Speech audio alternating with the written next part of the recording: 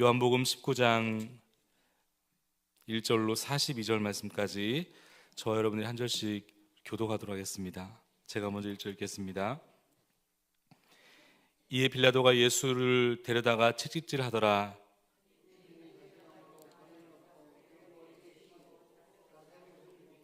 앞에 가서 이르되 유대인의 왕이여 평안할지어다 하며 손으로 때리더라.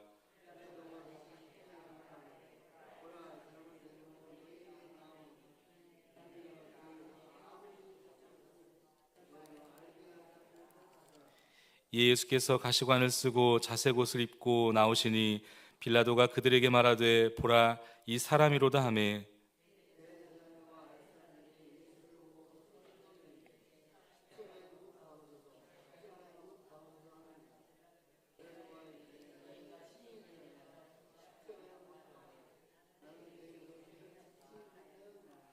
유대인들이 대답하되 우리에게 법이 있으니 그 법대로 하면 그가 당연히 죽을 것은 그가 자기를 하나님의 아들이라 함이니이다. 다시 관정에 들어가서 예수께 말하되 너는 어디로부터냐 하되 예수께서 대답하여 주지 아니하시는지라.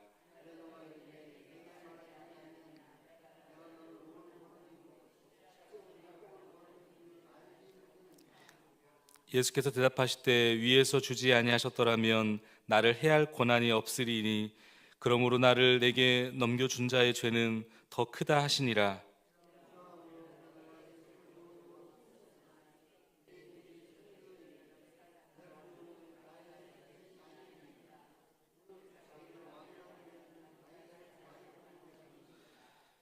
빌라도가 이 말을 듣고 예수를 끌고 나가서 돌을 깐 뜰 히브리 말로 가바다에 있는 재판석에 앉아 있더라.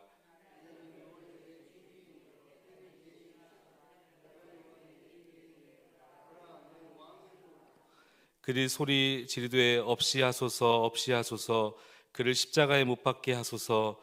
빌라도가 이르되 내가 너희 왕을 십자가에 못 박으랴. 대제사장들이 대답하되 가이사 외에는 우리에게 왕이 없나이다 하니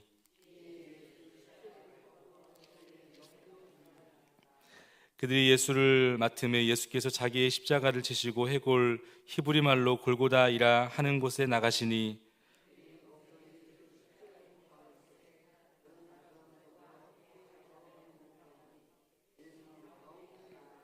빌라도가 패를 써서 십자가 위에 붙이니 나사렛 예수 유대인의 왕이라 기록되었더라.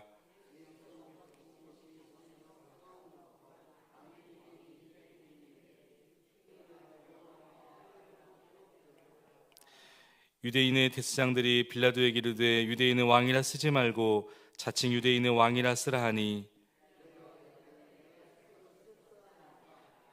군인들이 예수를 십자가에 못 박고 그의 옷을 취하여 네 깃에 나눠 각각 한 깃씩 얻고 속옷도 취하니 이 속옷은 호지 아니하고 위에서부터 통으로 짠 것이라.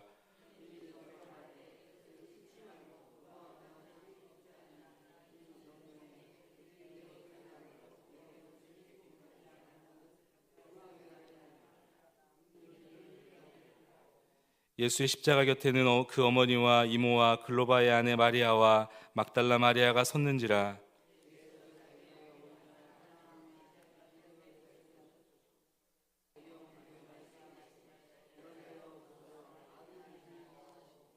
또 그 제자에게 이르시되 보라 내 어머니라 하신대 그때부터 그 제자가 자기 집에 모시니라.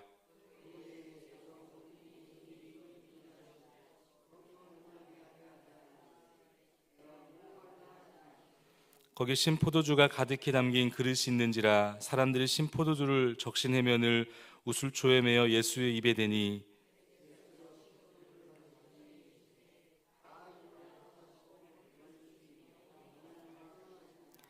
이날은 준비일이라. 유대인들은 그 안식일이 큰 날이므로 그 안식일에 시체들을 십자가에 두지 아니하려 하여 빌라도에게 그들의 다리를 꺾어 시체를 치워달라 하니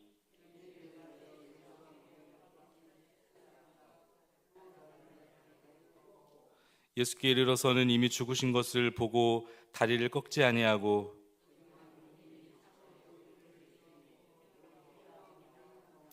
이를 본 자가 증언하였으니 그 증언이 참이라. 그가 자기의 말하는 것이 참인 줄 알고 너희로 믿게 하려 함이니이다.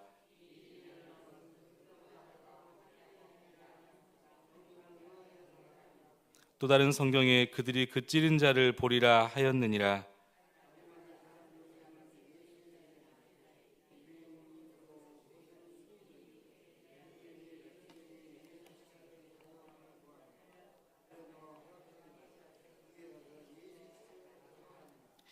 일찍이 예수께 밤에 찾아왔던 니고데모도 모략과 침량 섞은 것을 100리티라쯤 가지고 온지라.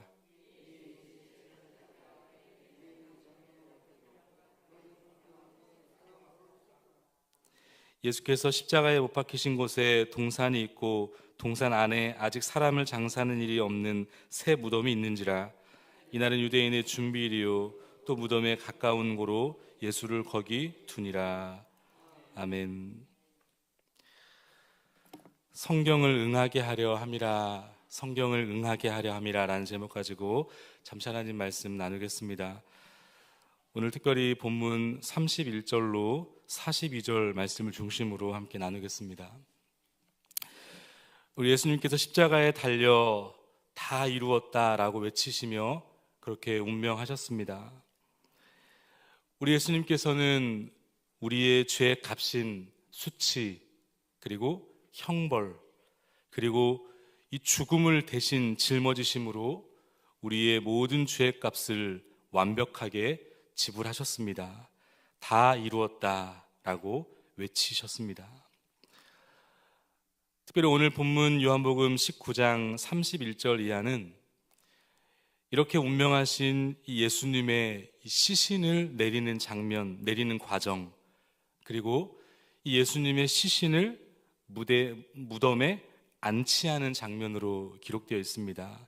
시신을 내리고 그 시신을 무덤에 안치하는, 예수님께서 운명하시던 날은 오늘 본문에 보면 안식일 전날인 금요일이었습니다.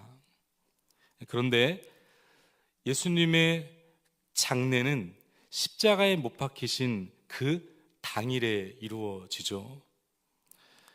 예수님이 운명하시던 그 당일, 바로 그 당일에 예수님의 이 십자가에 못 박히신 그 당일에 바로 장례가 이루어졌다는 겁니다. 이게 사실은 일반적이지 않는 일입니다. 왜냐하면 보통 십자가에 못 박히면 대개는 사흘 혹은 어떤 사람의 경우에는 일주일이 지난 이후에 시신을 처리한다고 합니다.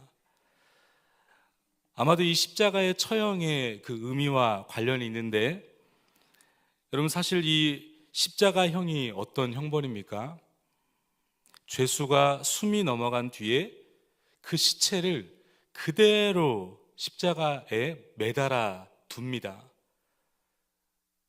장시간, 가급적이면 장시간 십자가에 매달은 채 사람들로부터 그 십자가를 보도록 합니다. 왜 그렇죠? 이 십자가형의 특징이 뭡니까? 그것을 봄을 통하여서 사람들이 죄를 짓지 못하도록 일종의 이 경고의 사형 방법입니다. 굉장히 끔찍한 방법이죠. 십자가에 매달려 있는 그 시체를 바라보면서 사람들이 다시는 그런 죄를 짓지 못하도록 경고하는 일종의 경고 사형 방법이기 때문에 가급적이면 이 시체는 오랫동안 십자가에 매달아 두는 것이 보통 일반적이었습니다. 그런데 오늘 이 본문에 보면 이 예수님의 장례는 십자가에 못 박힌 그 당일에 이루어지고 있습니다. 왜 그랬을까? 그 이유를 오늘 본문 1절 말씀에서 우리는 발견하게 되는데, 1절 말씀을 제가 읽겠습니다. 31절 말씀. 이 날은 준비일이라 유대인들은 그 안식일이 큰 날이므로 그 안식일에 시체들을 십자가에 두지 아니하려 하여 빌라도에게 그들의 다리를 꺾어 시체를 치워달라 하니. 왜 예수님의 장례가 십자가에 못 박히신 바로 그 당일에 이루어져 있는가? 오늘 본문에 보니까 안식일을 준비해야 됐기 때문에 그렇습니다. 이 유대인들은 이 그날, 바로 예수님이 십자가에 못 박히신 그날 저녁부터 최대 명절인 유월절과 안식일이 시작되었기 때문에 그 안식일을 거룩하게 맞이하기 위해서는 십자가 위에 시체를 두지 않으려고 했던 것입니다. 불결하니까. 그런데 문제가 있었죠. 이 예수님과 양쪽 두 강도가 십자가에 못 박혀 있던 시간이 사실은 그렇게 길지 않습니다. 사람의 목숨이 완전히 끊어지기에는 굉장히 짧은 시간이었기 때문에 오늘 이 본문에 보면 어떻게 합니까? 이 군병들이 무엇을 지금 요구합니까? 오늘 본문에 보면 31절에 보면 다리를 꺾어 시체를 치워달라 하죠. 다리를 꺾는다는 것은 뭐냐면 완벽하게 죽이겠다는 겁니다. 아마도 이 십자가의 죽음이 피를 한 번에 쏟아내는 죽음이 아니기 때문에 서서히 한 방울 한 방울 피가 떨어지기 때문에 그야말로 인간으로서 상상할 수 없는 이 고통을 당하면서 그렇게 여러 날, 사흘이고 일주일이고 여러 날 오랜 시간 동안 십자가에 매달려 있어야 했기 때문에, 그래서 지금 이 예수님과 이 강도는 이 십자가에 못 박히신 지 불과 대여섯 시간밖에 되지 않았습니다. 그렇기 때문에 그대로 놔두면 어떤 문제가 생깁니까?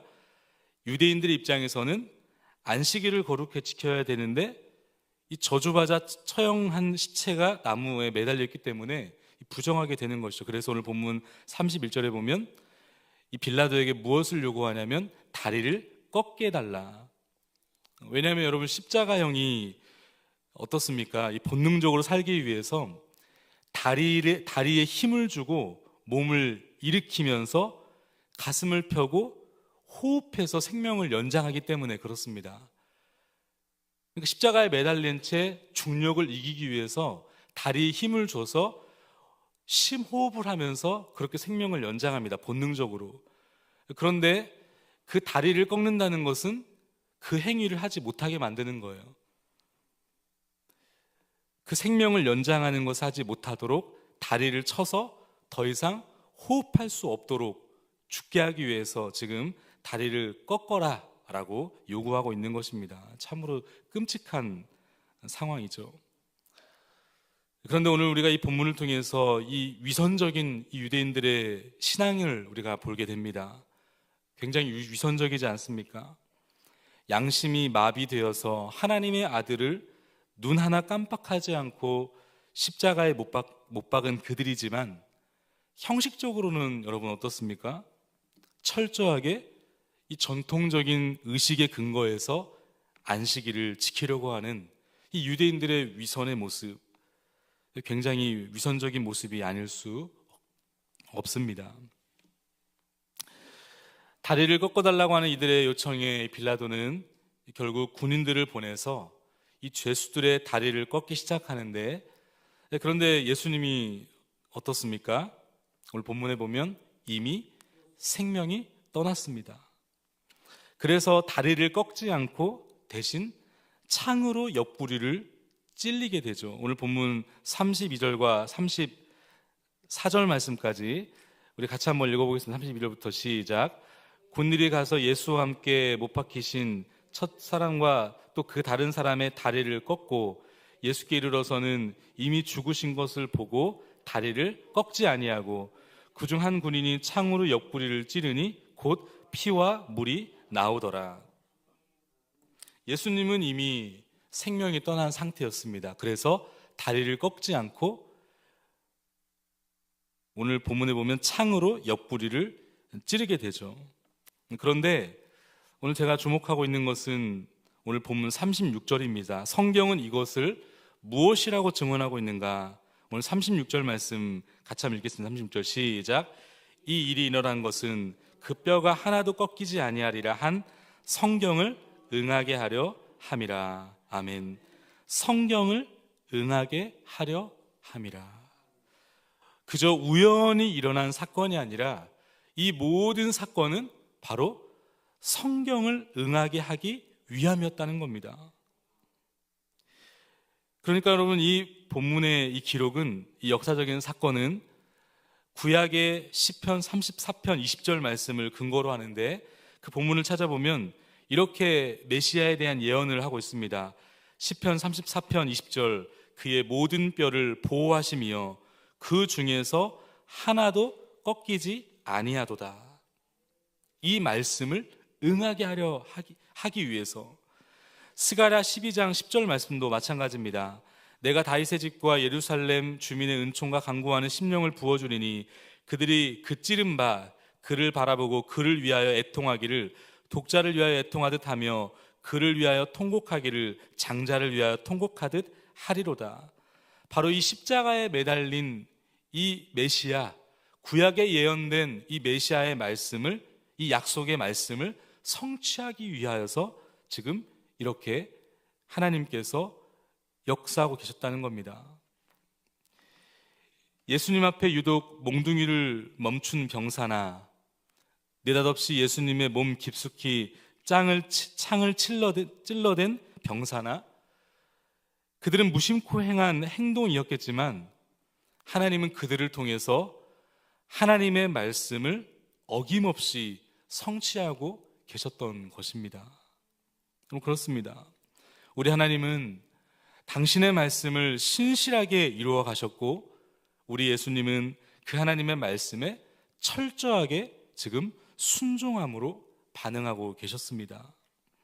미가야 5장 2절의 말씀대로 예수님은 베들레헴에 탄생하셨고, 이사야 7장의 말씀대로 동정녀 처녀의 몸에서 탄생하셨고, 이사야 9장 1절과 2절 말씀대로 갈릴리를 중심으로 천국 복음을 증거하셨고, 스가랴 9장 9절 말씀대로 나귀 새끼를 타고 예루살렘에 입성하셨고, 마침내는 이사야 53장에 기록된 말씀처럼 고난을 당하게 되셨던 겁니다.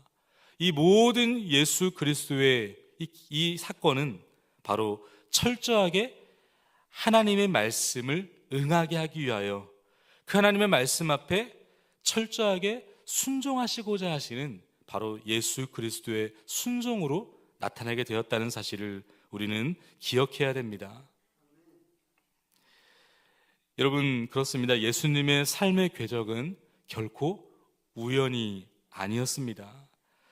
오늘 보면 36절 말씀처럼 이 일이 일어난 것은 성경을 응하게 하려 함이라. 여러분, 하나님의 계획과 뜻은 정확하고 확실한 줄 믿습니다. 하나님의 약속의 말씀에 대해 신실하며 하나님은 반드시 하나님의 때에 이루시는 분이신 줄 믿을 수 있기를 바랍니다. 그러므로 오늘 우리를 향한 하나님의 계획과 뜻도 분명하십니다. 여러분, 절대로 의미 없는 것이 아니라 오늘 우리가 이 동강교회에서 옆에 있는 한 분 한 분을 만나게 된 것도, 우리가 우리 가정을 함께 이루면서 이 사랑하는 내 가족을 만나게 된 것도, 여러분, 이것은 하나님의 섭리와 계획 아래 하나님께서 세밀하게 인도하신 사건인 줄 믿을 수 있기를 바랍니다.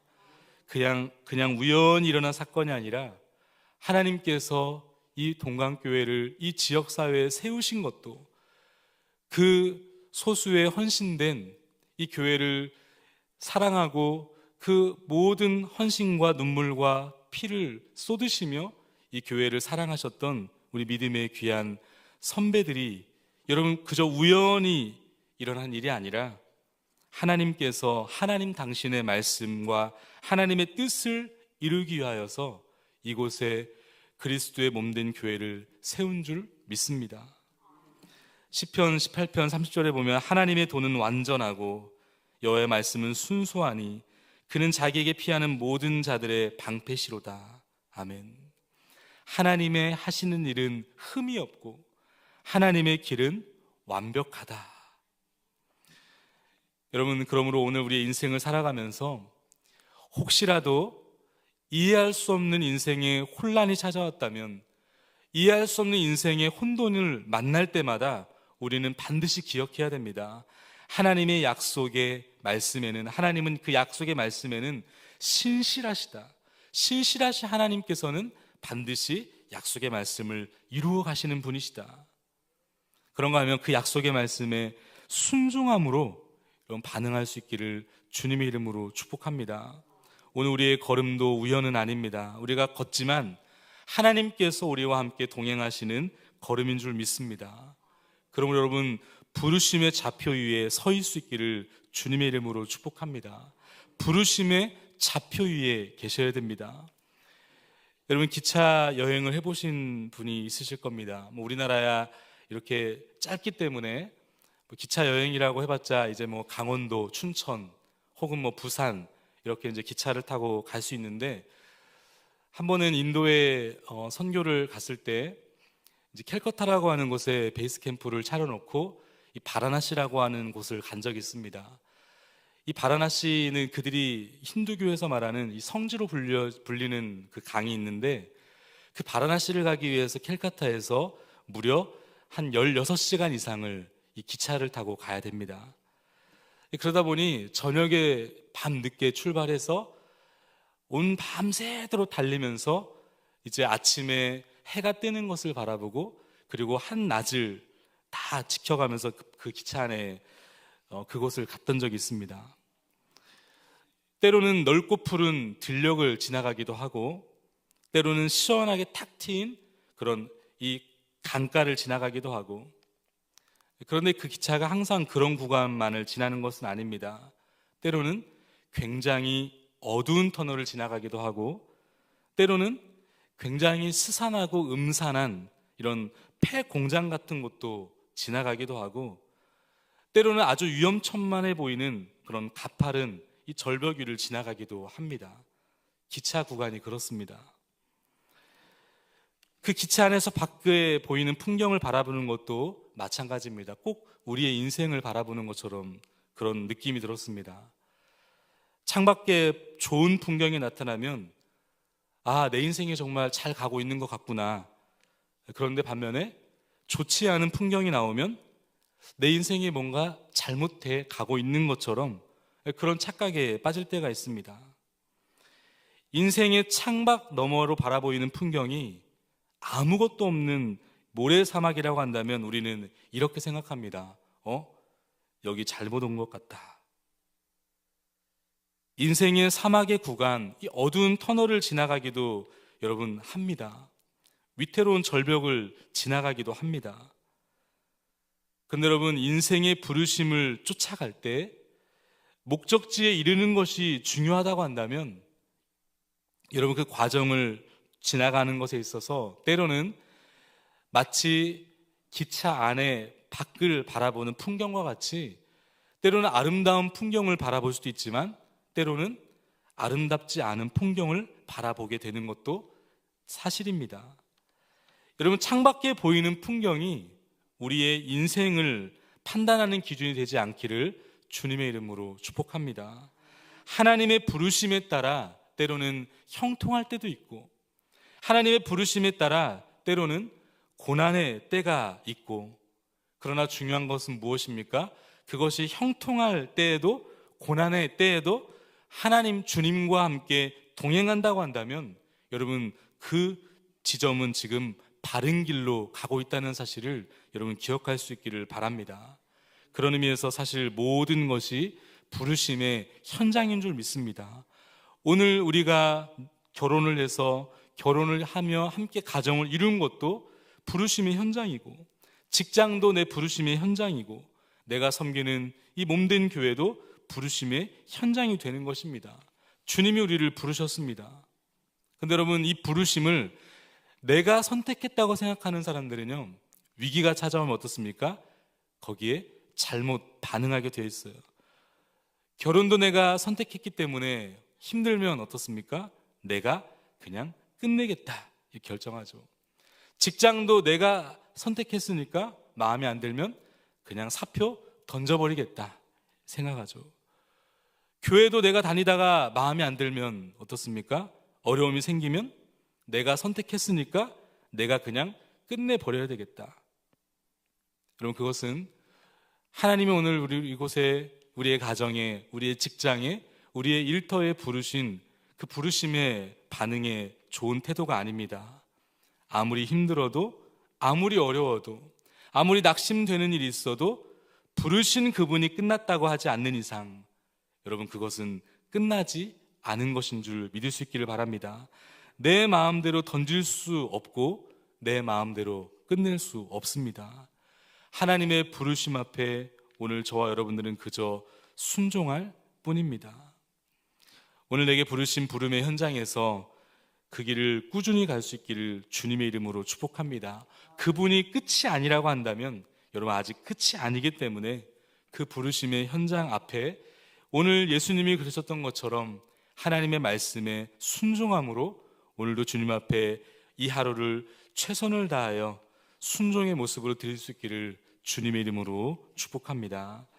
오늘 주신 말씀 함께 붙들면서 우리 기도하기를 원하고, 또 몸된 교회를 위하여 기도하실 때 특별히 사랑하는 하나님 목사님의 영육의 강건하심을 위해서 우리 사랑하는 원로 목사님이야 특별히 몸된 교회에 또 육신의 질병으로 말미암아 고통당하는 우리 많은 우리 그리스도의 귀한 지체들이 있습니다. 우리 그분들을 위해서 기도해 주시고, 또 동행 전도 축제를 준비하며 하나님 몸된 교회가 영혼들을 살리는 교회가 되게 해달라고 그 영혼들 이름을 부르짖으며 우리 그 영혼들을 위해서 기도해 주시고, 하나님 우리 몸된 교회가 믿음의 귀한 세대들이 끊어지지 않도록 믿음의 세대들이 세워지는 우리 귀한 주일학교 우리 청년부가 될 수 있도록 우리 귀한 믿음의 다음 세대를 위해서 함께 기도해 주시면 감사하겠습니다. 이 나라의 민족을 위해서도 열방을 위해서 또 기도해 주시면 감사하겠습니다. 우리 간절한 마음을 담아서 이 시간 주님 이름 한번 크게 한번 부르짖고 기도하며 나가겠습니다. 주여